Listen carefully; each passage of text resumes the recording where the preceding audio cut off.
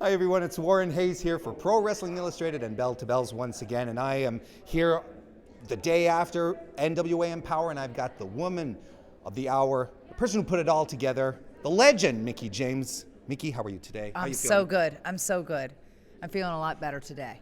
What do you mean? Well, because just everything, I was like so overwhelmed, and there's so much happening, and I just was so laser focused of like I just wanted it to come off perfectly for not just for the NWA, not just for the women, but even for myself selfishly, because I put a lot of work into this, and it was just it was so magical.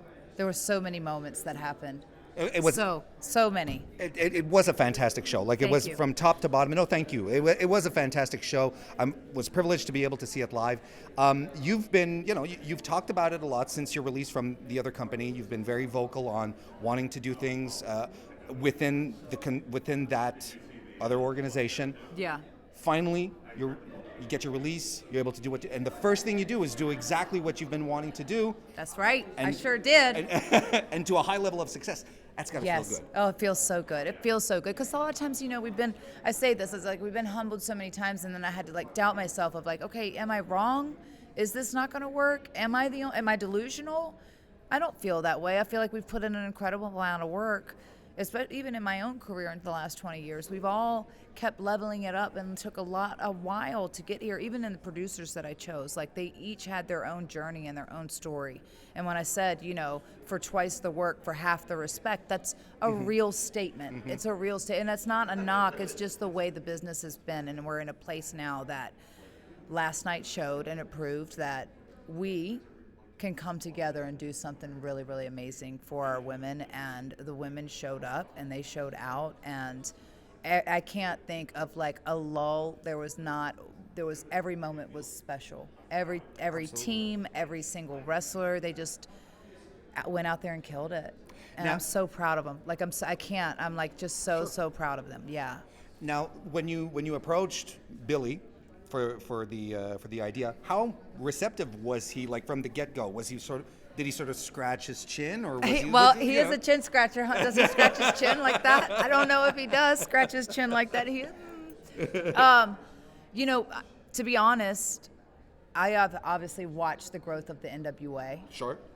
For the last couple of years. It's very close to home for me. Obviously, for sure. My husband is the NWA real world's champion, and has been for 1,044 days today. Yeah, I think combined it's about 1,400 days, I think. 1,400.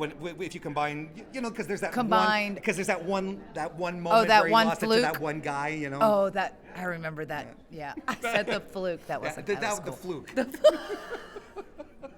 Joking, kidding, jokes. But yeah, no, he's worked so hard, and I think Billy has worked so hard, and they have obviously, what Billy's been able to do with the NWA to bring new life into it, to this new resurgence and this newfound respect onto a brand that is so close to so many of us, from growing up, and now for the NWA, the oldest wrestling brand in all of America, to provide a platform for their women and for the women, I think is a huge tip of the hat. Yeah. From a respect level, from a history level, and now that Billy's acquired the Mildred Burke belt, the original belt, and which is cool. Where he's talking about how she's one of those forgotten people. Her legacy was kind of like a forgotten thing, and to be able to say no, because she really is the founding mother of women's wrestling in a sense, and she was main event in the show then without anyone thinking twice about it, and she was and to remind people of that, how far we stepped away from it to be able to come back to that, and it's just really cool. A lot of cool things. It is extremely cool. The one of the things that you wanted to set out to do this is make Empowerrr a celebration of women's wrestling. Yeah. And you reached out, right? You got independent workers, but you also reached out to Impact, AEW. How easy was it to work with other promotions to get their women, and how were they receptive of the idea? I would say they're pretty receptive. I mean, obviously nothing is ever easy when you're doing business, but Sure. I will say that they were both very receptive. I think that everyone recognizes that no one right now is doing like a single show for their women. Sure. So for everybody to be able to come together, and I think everyone got the energy and the purpose, and as the energy around it started to build, I feel like a lot of people didn't want to miss out on the Sure. opportunity to be a part of history, because it was going to be amazing. And it was. It truly was. And I was grateful. I was grateful to have AEW represented. I was grateful to be able to go to Impact and do all, from coming out on Slammiversary, to be able to showcase this match between Deanna and Melina. Melina is so special to me and the history that we've had and made together. But then to have Melina show up on Impact when she had never been in an Impact ring ever before that moment. It was just good stuff all around, and it was just kept building and building and building. And I mean, Camille and Layla Hirsch last night. That was fantastic.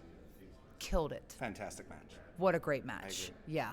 I got chill bumps. See, I got chill bumps about last night. Just thinking about it. About last night. Yeah, well, we are talking about wrestling. Just, yes. Just to... Chills. I think at the same time, the event happened at a really good time in wrestling, because there's a lot of, the Forbidden Door stuff, like everyone likes to call it. There's a lot of stuff moving around, so I think it was a good moment for this to happen. Absolutely. Too. So moving forward now, because we look forward. Mickie, when's the weekly show now? Hopefully soon, maybe. I just would But I'm love kidding, to right? do. Yeah. Honestly, I would love. I'm praying about maybe an annual event. Sure. More content, more shows that are based around the women, and perhaps, this is just the beginning. Sure. That's what I do believe, is that this is just the beginning, because I think, we talked about it, and we had high expectations and talked about it, but it really was going to depend on what happened last night and how it was received. And I think that on every level, I could not, I cry still, I've been crying and been up and down the whole roller coaster, because it was electric. The response was just fantastic, and I'm so grateful. I really am. And I say that with my whole heart in a real place, because a lot went into it, but the other side of it was magic. And it's been something that you've been wanting to do for a long time, very close to you. And if that was a proof of concept that you needed last night, got it. Nailed it. Hashtag? You can hashtag that one? We'll hashtag that one for you. Thank you. Thank you very much, Mickie. I appreciate it. And thank you very Warren. much for the show as well. Thank you. Thanks for being here. I appreciate it. Thanks all around. All the thanks.